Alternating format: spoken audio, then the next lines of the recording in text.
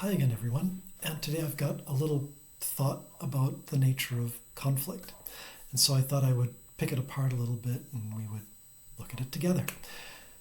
The reason this came up is because on Reddit there was someone who was looking to type themselves, and one of the things that they talked about were how this person would respond in various different, mostly social circumstances, and did kind of a lengthy self-description, and that included a section about conflict and how they responded to different types of conflict.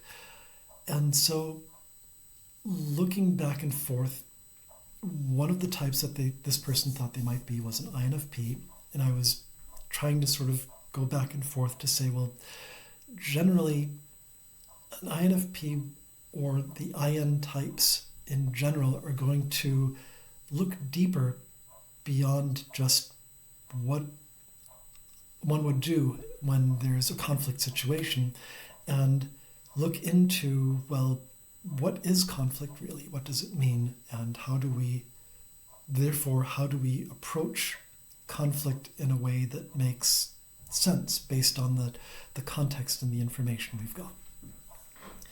So, looking at the nature of conflict, one of the things that comes to mind, or at least what I'd like to provide as kind of a working definition, because this is not going to be, it's not that well thought through, so it's not universally applicable, but for the context of what we're talking about here, generally what you're looking at is somebody who desires or requires something, and someone who potentially would be able to supply that or has their own requirements in return. And each one of these needs and or denials comes to a point of escalation. So it is not simply a request, but it becomes sort of a requirement, and we see who is willing to escalate most in this conflict, and then what is the resolution, if any. We hope that there is a resolution. This idea of competing interests is, I think, a suitable way to frame what conflicts generally look like. So one of the reasons that I like tabletop role-playing games a lot is that they provide these sorts of different tools and rules to understanding or gaming how the world works. And in this case, there's a game, a little independent game called Hillfolk, which is probably 10, 15 years old by now.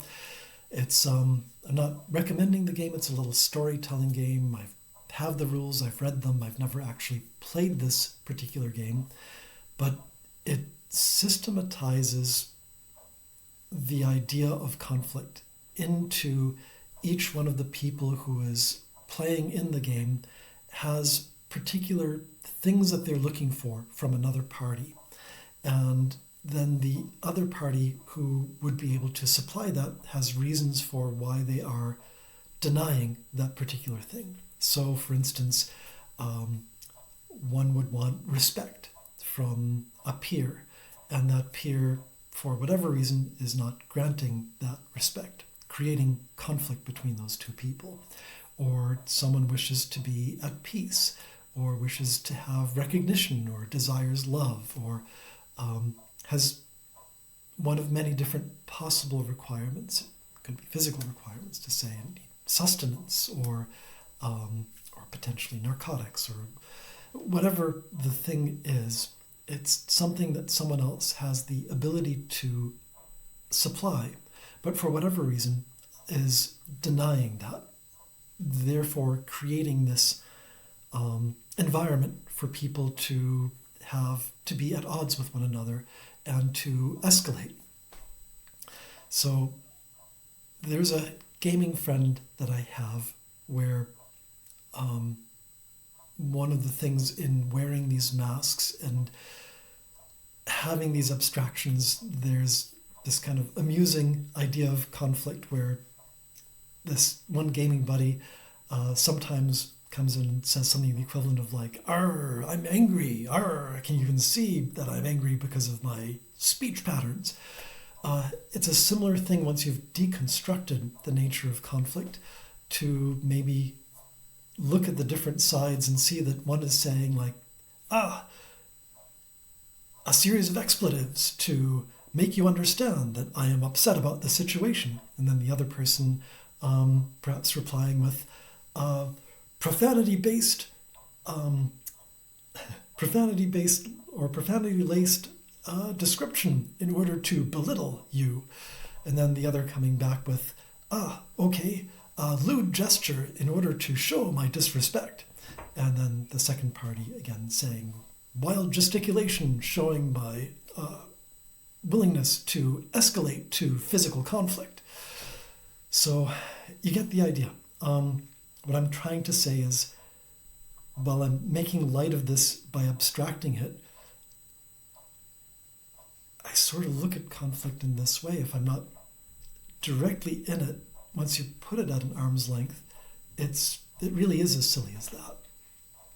And a lot of the conflicts that we look at, the actual stakes tend to be much lower than is justified by the sorts of reasons that we would deny something that somebody else wants. So look at road rage, for example. One party needs to get to the right-hand lane in order to get to the exit, but someone else denies them that ability to get in by jamming their car in the way, because somehow it would be considered disrespectful for the other person to be allowed in, when the reality of the situation is that letting the other person in, the stakes are so low, why raise them in the first place?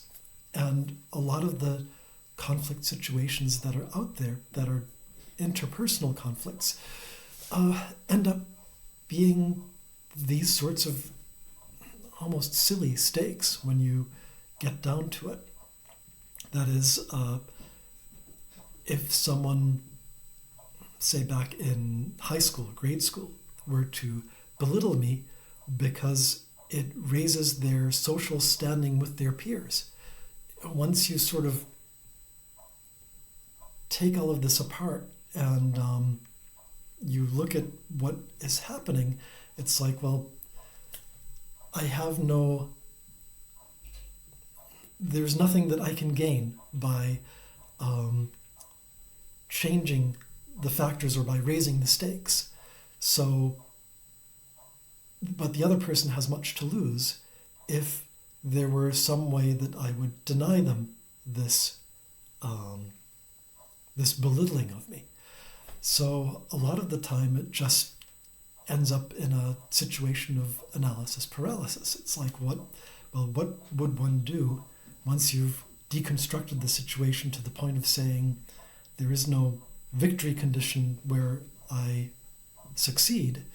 The other person stands only to lose by me denying them what they require there. It doesn't mean that it means that I perhaps should have responded in ways that would deny these things to others. But just like the car situation, if I escalate, the difference is that the other person becomes upset and there's the difference of one car length, whether they manage to get one car length ahead or one behind. There's no stakes that are meaningful in this altercation or this conflict. So it seems like many of the conflicts that we have in life, I mean, you could put it down to explaining why many INFPs are Enneagram 9. Because once you start looking at stakes from this perspective, it's like, well, what really matters in terms of something worth fighting for, where the stakes are worthwhile to escalate to a point to make it worth one's while. We're not fighting over food and survival. We're fighting over things as ephemeral and pointless as a minor temporary social standing thing, something that doesn't really have meaning. And we all end up in the same traffic jam together, one car length ahead or one car length behind. We're still all in the same jam. So anyway, that is my short meditation that I wanted to get out today. I know that it is not always the best thing to acquiesce, to surrender, or however you would put it, to give in to other people's terms. There are times that it's worth pushing back or fighting for something, but a lot of the time, because we are all in the same traffic jam, it seems like it's just easiest to ignore or pretend those things don't exist, or just do the minimum necessary to have it go away, because it is all relatively meaningless in the end. Most conflicts are relatively meaningless in the end. So anyway, that's what I've got. Again, it is one perspective. It's some partially thought out pieces, but I wanted to give an idea of the difference between looking at conflict from an SI heavy perspective of, well, I do this, or perhaps I do this, or perhaps I do that, versus more of an FI-NE point of view to say, well, what are we looking at here, and what is the meaning of the thing that we're trying to describe, and how do we perhaps best act, or why do we fail to act in these sorts of circumstances? So that's all I've got. Thanks for listening. Bye for now.